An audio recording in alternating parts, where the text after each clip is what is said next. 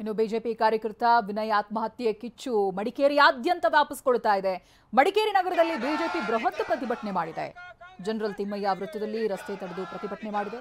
ಶಾಸಕ ಪುನ್ನಣ್ಣ ಮಂತರಗೌಡ ಬಂಧನಕ್ಕೆ ಆಗ್ರಹಿಸಲಾಗಿದೆ. ತೆನ್ನೀರ ಮಹಿನಾ ಬಂಧನಕ್ಕೂ ಕೂಡ ಪ್ರತಿಭಟನಾಕಾರರು ಪಟ್ಟು ಹಿಡಿದಿದ್ದಾರೆ. ಇದು ಕೊಲೆಗಟುಕ ಸರ್ಕಾರ ಅಂತ ವಾಗ್ದಾಳಿ ನಡೆಸಿದ್ದಾರೆ. ವಿನಯ್ ಆತ್ಮಹತ್ಯೆ ಅಲ್ಲ, ಕೊಲೆ ಅಂತ ಆಕ್ರೋಶ ವ್ಯಕ್ತಪಡಿಸಿದ್ದಾರೆ.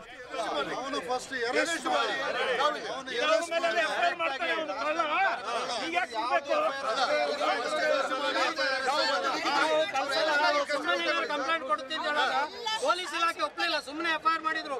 ಪಾಪದವನು ಸುಮ್ಮನೆ ಈ ತರ ಮಾಡಿ ಇವತ್ತು ಸಾವಿನ ಕಾರಣ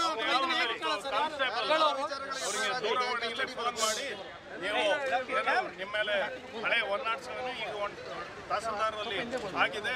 ಒಂದು ತಹಸೀಲ್ದಾರಲ್ಲಿ ಸೈನ್ ಮಾಡಿ ಒಬ್ಬ ಕಾನ್ಸ್ಟೇಬಲ್ ಹೇಳೋದ. ಇನ್ನು ಇಷ್ಟೆಲ್ಲ ಆಗ್ತಾ ಇದ್ದ ಹಾಗೆ ತೆನ್ನೀರ ಮಹಿನಾ ಪೊನ್ನಣ್ಣ ಮಂತರಗೌಡ ವಿರುದ್ಧವಾಗಿ ದೂರು ದಾಖಲಾಗಿದೆ. ವಿನಯ್ಗೆ ಕಿರುಕುಳ ನೀಡಿದ್ದಾರೆ ಅಂತ ದೂರು ದಾಖಲಿಸಿದ್ದಾರೆ. ಯಾರು? ವಿನಯ್ ಸಹೋದರ ಜೀವನ್ ದೂರನ್ನ ಕೊಟ್ಟಿದ್ದಾರೆ. ಬೆಂಗಳೂರಿನ ಹೆಣ್ಣೂರು ಪೊಲೀಸ್ ಠಾಣೆಯಲ್ಲಿ ದೂರು ಕೊಟ್ಟಿದ್ದಾರೆ. 6 ಪುಟಗಳ ದೂರನ್ನ ದಾಖಲಿಸಿದ್ದಾರೆ ಜೀವನ್. ಇದುವರೆಗೂ ಕೂಡ ದೂರು ದಾಖಲಾಗಿರಲಿಲ್ಲ. ವಿನಯ್ ಆತ್ಮಹತ್ಯೆಗೆ ಶರಣಾಗಿರೋದು ಬೆಂಗಳೂರಿನಲ್ಲಿ, ಆದ್ರೆ ಅವರು ಮಡಿಕೇರಿ ಮೂಲದವರು.